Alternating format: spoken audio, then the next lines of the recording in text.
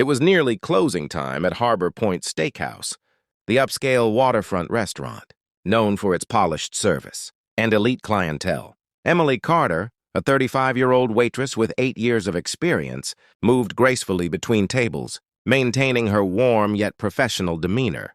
She had dealt with every kind of customer, from wealthy families celebrating milestones to corporate executives discussing mergers, but tonight's guests at table 14 were proving unusually difficult.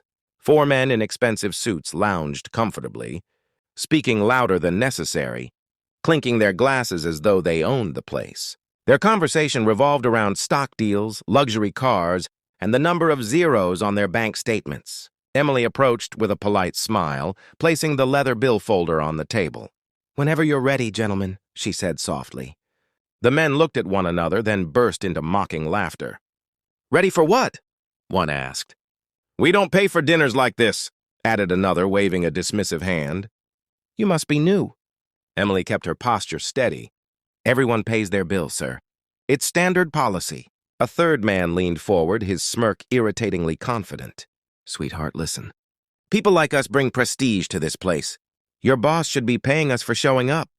The others chuckled, clinking glasses again.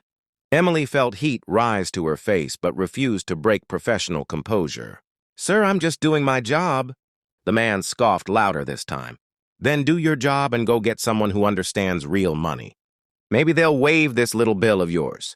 Across the dining floor, unseen by them, someone had stopped walking. Daniel Mercer, 40 years old, tall, reserved, and the billionaire, owner of the steakhouse chain, had arrived for a discreet inspection. He recognized Emily instantly.